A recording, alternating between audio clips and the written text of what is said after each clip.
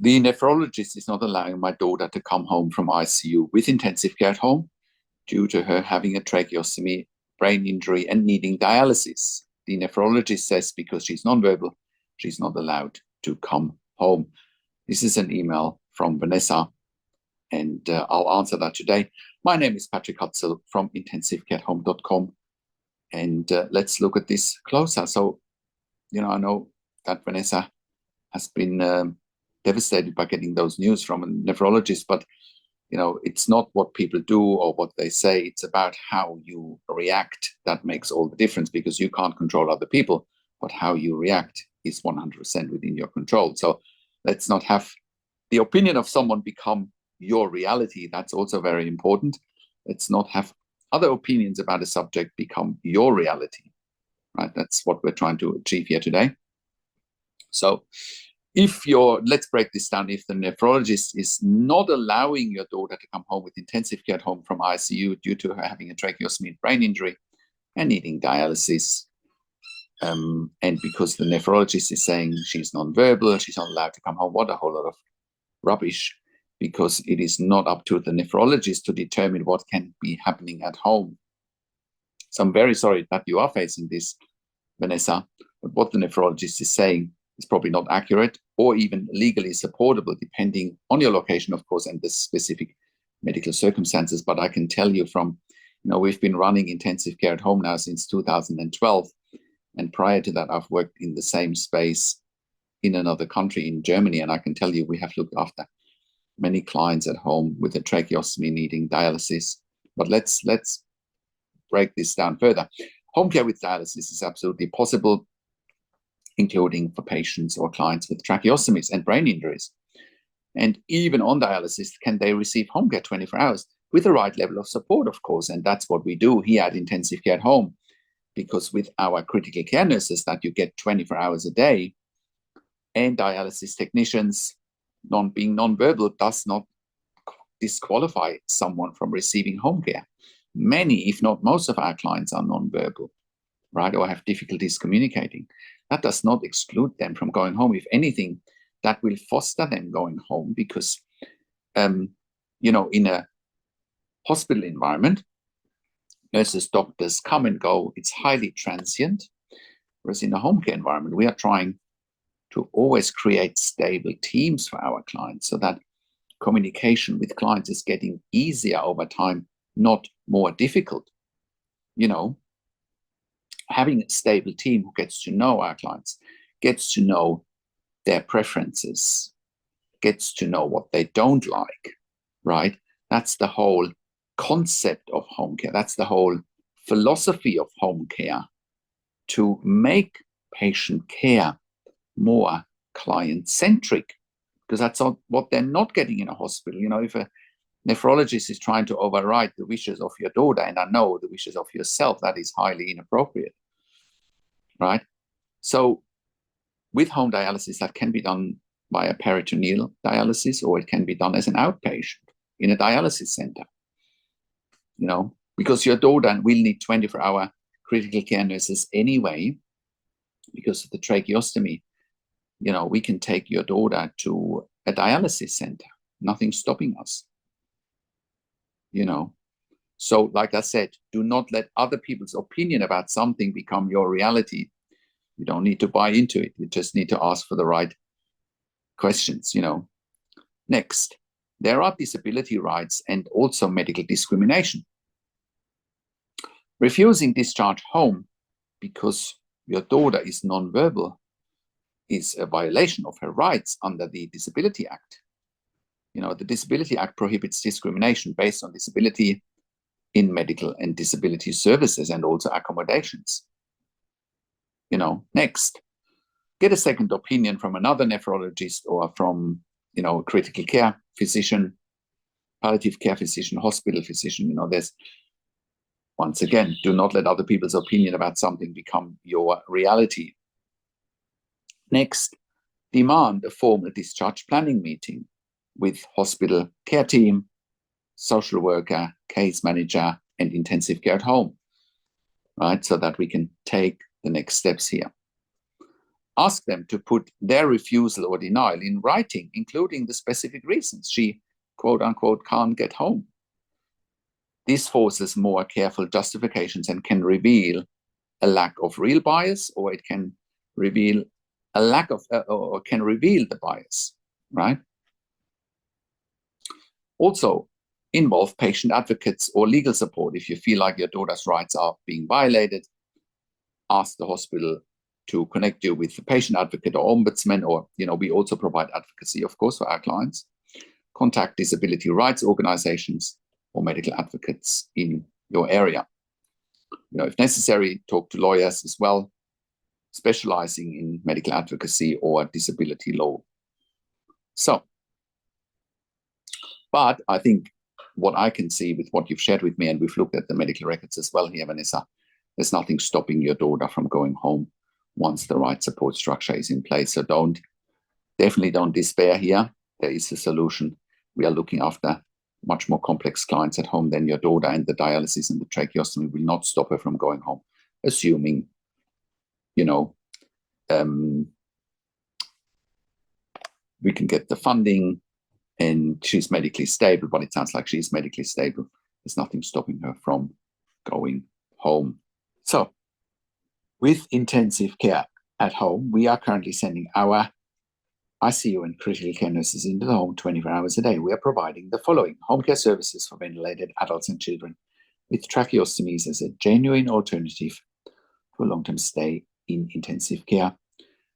We're providing tracheostomy care at home, home care nursing for patients on non-invasive ventilation such as home BiPAP, home CPAP. Also home TPN, which is total parenteral nutrition or IV nutrition, home IV potassium and home IV magnesium infusions, IV fluids, and IV antibiotics. We're providing central line, PICC line, Hickman's line, as well as port management at home. We're providing nasogastric tube and PEG tube management at home. Palliative care services at home. We're using cough assist machines for our clients for airway clearance as well. We're also sending our critical care nurses into the home for emergency department bypass services. We have done so successfully as part of the Western Sydney Local Area Health District Their In Touch program, saving approximately $2,000 per patient that we keep at home instead of them going to an emergency department. So that means we're also in a position to cut the cost of an intensive care bed by around 50%. An intensive care bed costs between $5,000 to $6,000 per bed day. Intensive care at home services cost between $2,500 to $3,000 per bed day.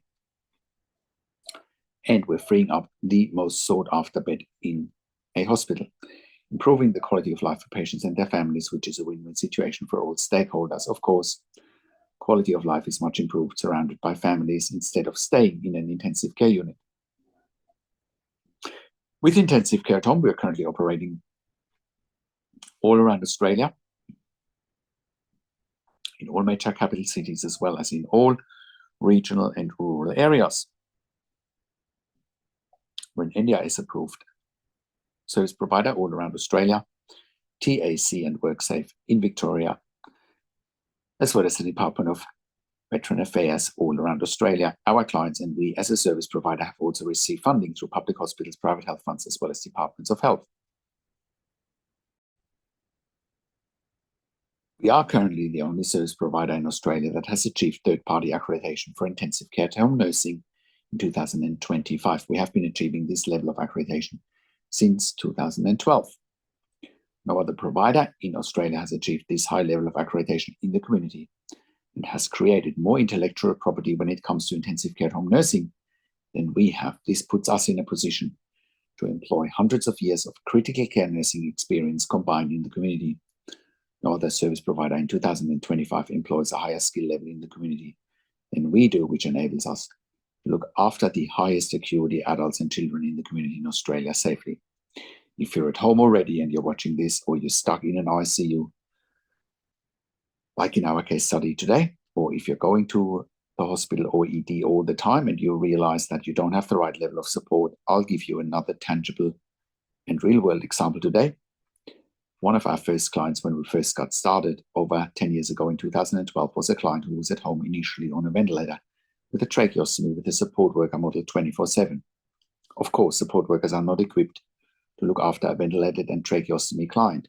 It is dangerous and it's negligent. Having support workers looking after a client at home on a ventilator with a tracheostomy is like flying the airplane with the cabin crew instead of the pilot, because anyone on a ventilator with a tracheostomy is at very high risk of medical emergencies 24/7, or even at risk of dying if they don't have a team of critical care nurses looking after them 24/7 at home.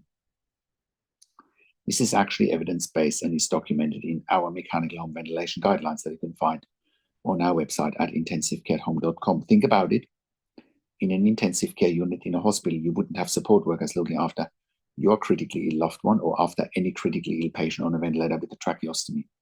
So why would anyone in their right mind do that in a home care environment in the community? So this client found out about us eventually, and the ICU that he went back to all the time also knew about us and eventually both reached out to us. We were proving our concept with this client very fast when we worked with the client. When we worked with the client, we sent him intensive care nurses 24 hours a day, and he never ever went back into ICU ever again for as long as we were working with this client. We were proving our concept there very fast. We can do the same for you if you're not safe at home, which includes the advocacy for funding that goes along with it. We have always successfully advocated for our clients. Otherwise, we would not be in business. The same is applicable for those stuck in an ICU, similar to our case study today, or if you're going back to ED all the time. Please reach out to us. We can make it happen for you as well. We can take you through the right steps, including NDAs or other funding bodies, and the advocacy that needs to go along with it.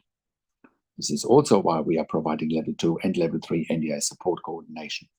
We have a team of NDA support coordinators, and they have a wealth of knowledge. I've done an interview with Amanda Riches, one of our NDA support coordinators, and I'll put a link to an interview with Amanda in the written version of this blog. We're also providing TAC case management and WorkSafe case management in Victoria. If you're an NDI support coordinator or a case manager from another organization watching this and you're looking for nursing care for your participants, please reach out to us as well. If you're looking for funding for nursing care for your participants and you don't know how to go about it and what evidence to provide, I encourage you to reach out to us as well. We will help you with the right level of funding and with the right level of advocacy.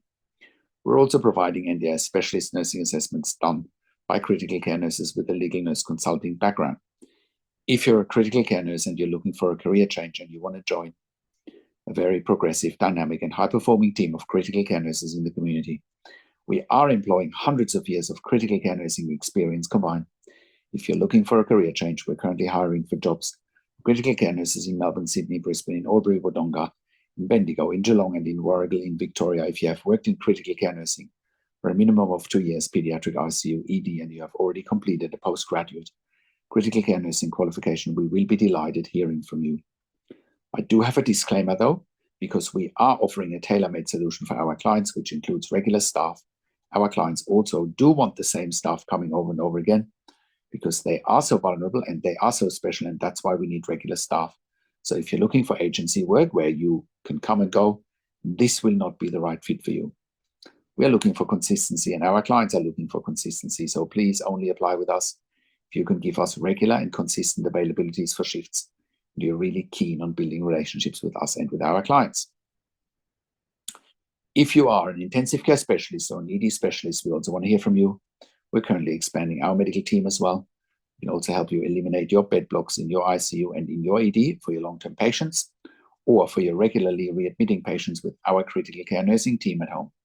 We're here to help you take the pressure off your ICU and ED beds, and in most cases, you won't even pay for it. Even if you do pay for it, it's so much more cost-effective than what you're paying in ICU and ED for. If you're a hospital executive watching this and you have bed blocks in your ICU, ED, respiratory wards, or home TPN, please reach out to us as well. We can help you eliminate your bed blocks very fast. If you're in the US or in the UK and you're watching this and you need help, we want to hear from you as well. We can help you there privately with one-on-one consulting and with hiring nurses privately. Once again, our website is intensivecareatehome.com. Call us on one of the numbers on the top of our website or simply send us an email to info@intensivecareatehome.com. If you like my videos, subscribe to my YouTube channel for regular updates for families with intensive care at home and intensive care. Click the like button, click the notification bell, share this video with your friends and families, and comment below what you want to see next, what questions and insights you have. I also do a weekly YouTube live where I answer your questions live on a show, and you will get notification for the YouTube live if you are a subscriber of my YouTube channel, or if you are a subscriber to my intensivecarehotline.com, to our intensivecareathome.com email newsletter at intensivecareathome.com. Thank you so much for watching. This is Patrick Hutzel from intensivecareathome.com, and I will talk to you in a few days. Take care for now.